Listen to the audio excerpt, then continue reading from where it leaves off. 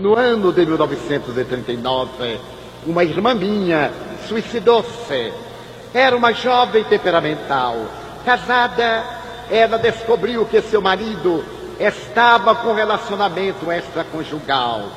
De temperamento forte, ela foi procurar a concubina e depois de um atrito, sentindo-se envergonhada, optou pelo suicídio. Passaram-se os anos, mas ela não morreu. Eu era jovem e ela parecia-me deformada, gritando como louca e dizendo eu queria fugir, mas não pude sair de onde eu estava. Anos se passaram, até 1972, quando minha mãe estava desencarnando. No momento em que minha mãe estava naquele pré-agônico da morte, ela descerrou os olhos, segurou na minha mão e disse emocionada: meu filho, Nair, minha irmã suicida, está aqui. E ela está dizendo: venha, mãe, venha depressa consolar-me, venha diminuir a minha amargura, venha socorrer-me que eu não aguento mais sofrer nesta eternidade.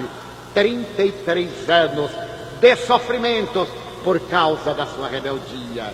Então minha mãe me disse: eu me vou, meu filho, mas depois eu voltarei para tomar conta de você e de sua irmã. Éramos 2 últimos filhos. Eu sorrindo lhe disse: mãe, não volte mais. A senhora sofreu tanto na terra. Os espíritos dizem-me que estão aguardando-a para que a senhora seja imensamente feliz. E ela me respondeu: meu filho, qual é a felicidade de uma mãe se não tomar conta dos filhos queridos? Eu irei cuidar de Nair e depois eu virei. Eu vi minha mãe desencarnar, sair do corpo físico. Eu vi quando os espíritos envolveram-na. E Joana de Ângeles disse: Ana, agradeça ao suave jumento que ele carregou por 86 anos. Joana disse-lhe isto porque eu lhe contava a história de São Francisco. São Francisco dizia que o seu corpo era um jumentinho que ele montava. Então eu dizia à minha mãe que nós devemos ser muito generosos com o nosso corpo.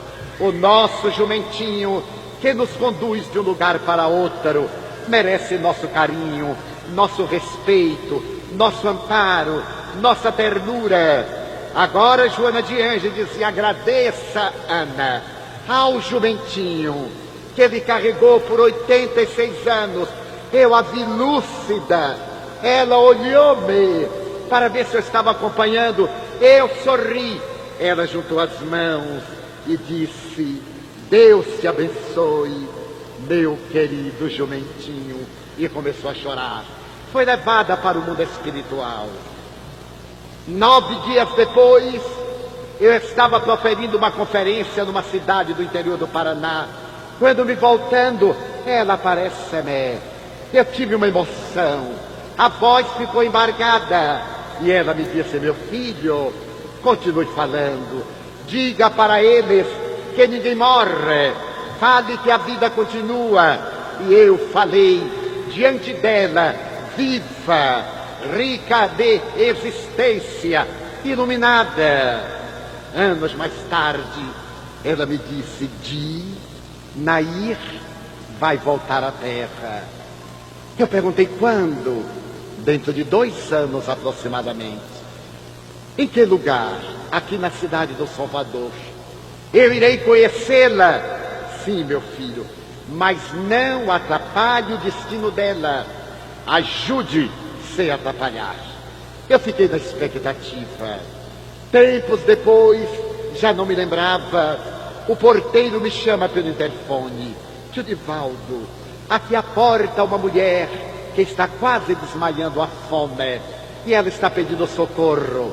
Eu desci correndo na administração, fui até a porta, encontrei uma mulher negra, pálida de fome, transida de dor, trêmula, com algo sobre os braços e o tecido sujo cobrindo. Então ela me disse: estou morrendo à fome. Salve pelo menos minha filha. Eu levantei o pano. Ali estava o ser engelhado, com o lábio leporino bifocal, magríssima, a criança. E então eu disse: mas vamos atender a senhora já. Mandei chamar meu filho médico, levei-as a nosso centro médico. Então ela quase se fala. Começamos a reidratá-la e a criança. Trouxemos leite para colocar nos seus lábios suavemente. E ela estou morrendo da fome. Eu e minha filha. Eu não quero dar minha filha, mas se eu morrer, o senhor promete que tomará conta dela? E eu disse: a senhora não vai morrer. A senhora vai dizer que Deus o quer. Uma mãe dessas não pode morrer. Nós temos comido, nós temos tomado sopa feita de papelão, que eu cato no lixo, ponho para cozer com água e sal. Então estamos assim. Eu me lembrei de Allan Kardec, que disse: numa sociedade em que alguém morre à fome, deveríamos ter vergonha de viver nela. Mas para nós brasileiros isto não é novidade. Morre-se à fome nesse país e no mundo. Cada ano no mundo morrem 80 milhões de pessoas à fome, o que corresponde quase à metade da população brasileira. 80 milhões de pessoas morrem à fome por ano. A Organização Mundial de Alimentos, FAO, que tem a sua sede na Itália, diz que nos próximos 10 anos morrerão 800 milhões à fome. E os que não morrerem sofrerão as sequelas da debilidade mental, as doenças, por causa das injustiças sociais. Quando, minhas irmãs e meus irmãos, o lixo dos ricos poderia matar a fome desses 800 milhões de criaturas humanas. Eu estava ali diante de mais um exemplo, porque chego à nossa casa diariamente, vários exemplos. Então eu olhei para aquela criança quando minha mãe apareceu. Apareceu sorrindo e disse-me: aí está Nair. Eu perguntei à senhora: como é o nome da menina? Nair. Quando eu estava grávida, eu tive um sonho. Sonhei com uma senhora de cabelos brancos partidos ao meio, os olhos verdes. E ela me disse: eu vou lhe emprestar minha filha. Tome conta dela. Ela precisa de viver. Nair. Eu aí coloquei o nome de minha filhinha, Nair. Graças àquela senhora de olhos verdes. Sonho sempre. E agora, quando minha filha estava quase morrendo, ela me disse: vamos em busca do socorro. E eu saí até aqui. Mandaram que eu viesse aqui, que aqui me socorreriam. E depois está socorrida. Você chegou na casa de Jesus. E na casa de Jesus nós temos sempre o que dar. Ali estavam as marcas do suicídio de minha irmã. Ela havia ingerido cianureto e mercúrio e naturalmente destruiu aquela área do perispírito, que modelou um corpo marcado pela deficiência. Ficaram internadas em nosso centro médico. Meu filho tomou conta, a nossa enfermeira universitária. Um mês depois estavam de alta. Conseguimos uma casinha modesta junto à Mansão do Caminho e a criancinha colocamos em nossa creche. Depois, no jardim de infância, fanhosa, feia, feíssima. Um dia eu disse: minha filha, você vai ser Miss feiura, porque é a Miss de tudo. Nos Estados Unidos, a Miss abóbora, a Miss melancia, por que não Miss feiura? Ela sorriu sem entender, mas quando ela estava no jardim de infância, aos 5 anos, eu passando num momento qualquer, os janelões do jardim de infância facilitam o contato com a natureza. Ela debruçou-se na janela e gritou: Didi! Eu parei, porque ninguém nunca me chamou Didi, exceto minha irmã Nair, que se houvera suicidado.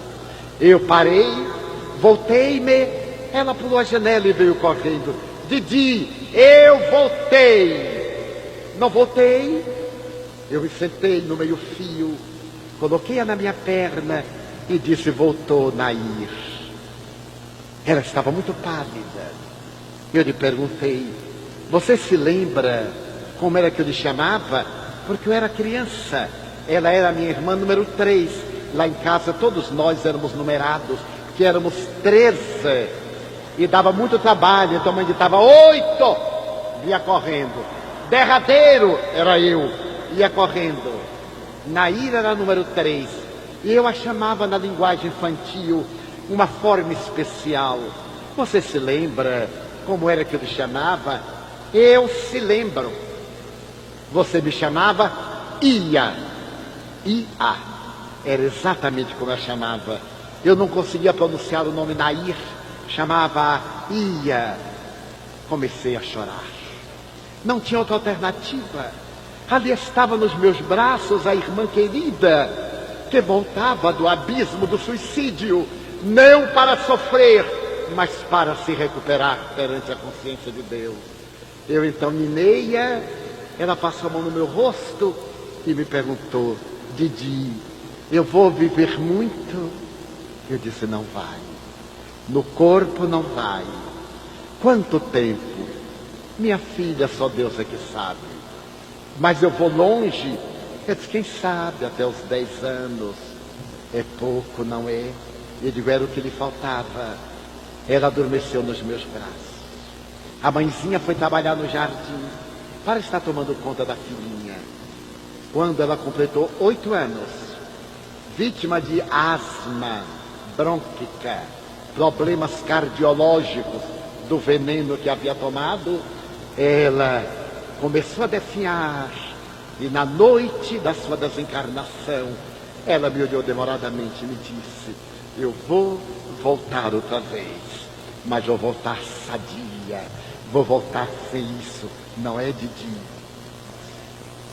Então eu vi minha mãe chegar, de estender os braços, e naquela agonia da dispneia, arrancá-la do corpo, que repousou para que ela pudesse voltar à casa de Deus em plenitude. E hoje, saudável, prepara-se para recomeçar na terra, dentro de outro clima. Eis a reencarnação. Qual é o seu sentido? E a pluralidade dos mundos habitados. Toda vez